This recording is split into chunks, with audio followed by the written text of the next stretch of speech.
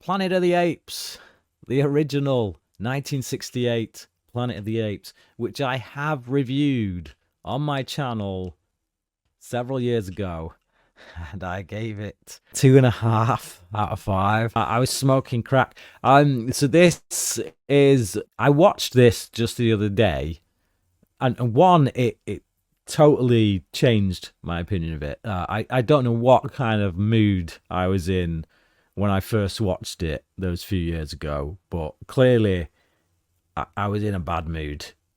So one of my criticisms, I think one of the things I really disliked the film for was that I felt like it was trying to hit us over the head in a backdoor kind of way, that, you know, evolution and science and all that has done away with religion. And actually, when I watched it this time around, that's not the case at all. I think what it actually does is point out how stupid and futile the idea is of trying to separate all that stuff and trying to let science dictate what we know about religion and what we know about this, that, and the other, because science changes. Our understanding of things change. And, you know, and it's a really good film that makes a lot of commentary about the world that we live in. One of the things they did in the film is create a hierarchy of the three different kinds of apes. So you had like chimpanzees, who are the science guys. You've got the orangutans, who are like the religious kind of sect kind of people, and then you got the gorillas, the much darker skinned of the apes, and they're the thuggish kind of brutes who do all the menial labor and stuff. And that was a very purposeful way of calling attention to certain things in society. You know, the way that black people were treated at that time in society, and it's just, yeah, it's a really intelligent social commentary, and it's also just a really entertaining film.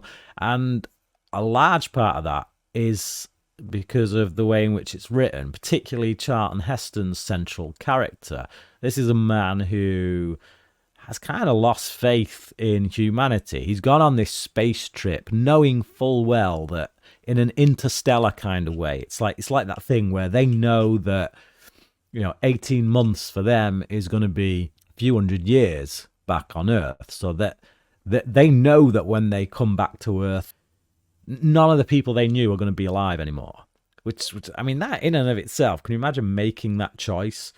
It would take a very particular kind of person to make that choice. I mean, for a start, you would seriously have to not care all that much about anyone in your life to be able to say, yeah, I'm fine with cutting them off just to see what the Earth's going to be like in a couple of hundred years. It's crazy. It's a crazy choice, but they get the characterization right in that regard with the Heston character and his philosophy on life and how he looks at the other characters and how he feels about the world. You know, when we open the film, he's kind of doing this voice recording about, you know, like, I wonder what the world's going to be like when I get back. Is mankind going to have got its act together? You know, he's left essentially because he doesn't like where the world is at.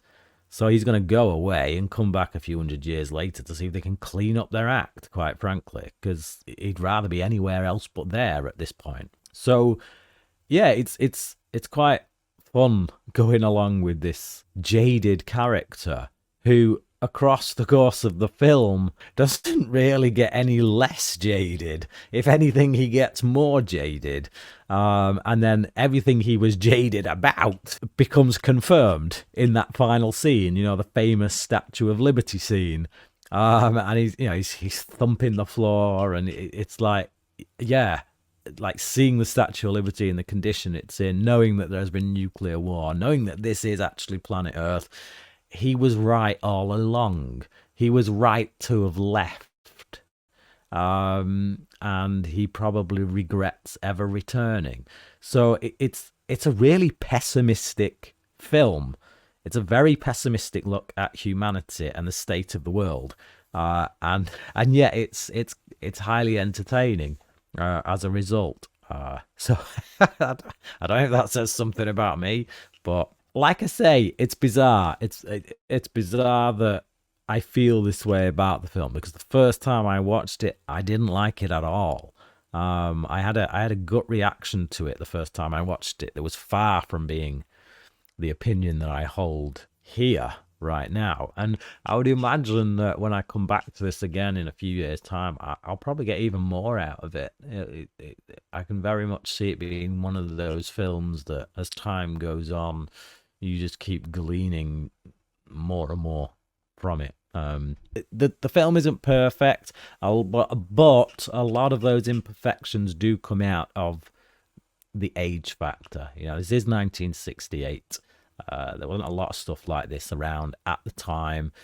Science fiction wasn't taken greatly seriously at this point. There was only a few directors who had tackled science fiction in this, in a serious way and kind of succeeded. But a lot of science fiction was kind of, it was your B movie, drive-in theatre kind of stuff, and this really was one of those films that said, no, actually, science fiction can be intelligent, it can be well produced, it can compete with, your top tier fare at the cinema, and it's no surprise that director Schaefer would go on the following year to win Best Picture with Patton. There you go, Planet of the Apes, really great science fiction film. Check it out.